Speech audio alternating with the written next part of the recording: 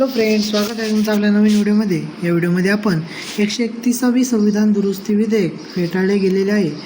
परीक्षेच्या दृष्टीने यामध्ये आपण महत्त्वाचे मुद्दे बघणार आहोत. तर बघा, 17 एप्रिल 2026 रोजी लोकसभेमध्ये 131वे संविधान दुरुस्ती विधेयक फेटाळले गेले, कारण आवश्यक असलेले 2/3 बहुमत मिळू शकले नाही. म्हणजे जे आपल्याला 2/3 मेजॉरिटी पाहिजे असते ती त्याला मिळालेली नाही, त्यामुळे ते विधेयक फेटाळले गेले आहे. त्यामुळे हे सध्या चर्चेत असून याच्यामध्ये करंट अफेअर्समध्ये प्रश्न येऊ शकतो. तर बघा, विधेयकाच्या बाजूने 298 मते मिळाली, तर विरोधामध्ये 230 मते पडली.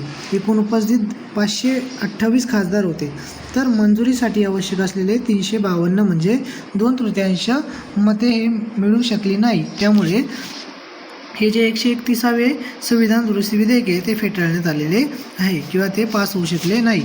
या विधेयकाचा मुख्य उद्देश काय होता बघा, 2029 सार्वत्रिक निवडणुकांपासून महिलांसाठी 33% आरक्षण लागू करणे, तसेच 2011च्या जनगणनेनुसार मतदारसंघांचे परिसीमन करून जागा 543 वरून 850पर्यंत वाढवणे. म्हणजे त्या 543 जागांवरून 850पर्यंत जागा वाढवणे हे त्याचे उद्देश होते.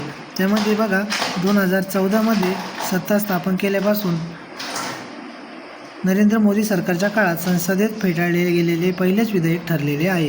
म्हणजे 2014पासून पहिल्यांदाच असे झाले की सरकारने जे विधेयक मांडले ते फेटाळले गेलेले आहे. तर बघा, 2023मध्ये मंजूर झालेल्या मूळ महिला आरक्षण कायदा तो 16 एप्रिल 2026 पासून अधिसूचित करण्यात आलेला आहे. म्हणजे नारी शक्ती वंदन जे विधेयक आहे ते 2023मध्ये ते पास झाले होते आणि ते 16 एप्रिल 2026 पासून अधिसूचित करण्यात आले. या तारखेवर देखील प्रश्न येऊ शकतो. 16 एप्रिल 2026 यापासून ते अधिसूचित करण्यात आलेले आहे.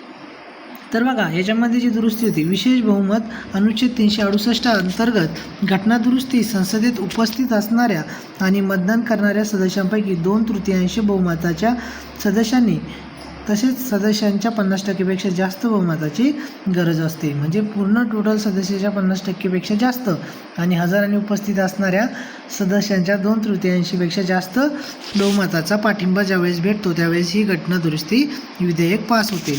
तर बघा, नारी शक्ती वंदन अधिनियम 106 हे आपले जे याच्यावर सुद्धा प्रश्न विचारू शकतो. जे 2023ला पास झालेले विधेयक आहे, नारी शक्ती वंदन विधेयक, त्याची घटनादुरुस्ती किती होती? 106वी घटनादुरुस्ती होती, जी 2023मध्ये पास करण्यात आली होती. तर बघा, लोकसभा आणि राज्यसभा विधानसभांना महिलांसाठी 33% जागा आरक्षित ठेवण्याची तरतूद यामध्ये करण्यात आलेली होती. त्यामध्ये संविधानामध्ये नवीन 330A, 332A तसेच 239A आणि 334A एवढे कलम ॲड करण्यात आलेले होते. अशा प्रकारे चर्चेत असणाऱ्या या मुद्द्यावरून परीक्षेमध्ये प्रश्न येणे अपेक्षित आहे. त्या दृष्टीने हे सर्व तुम्ही लक्षात ठेवा.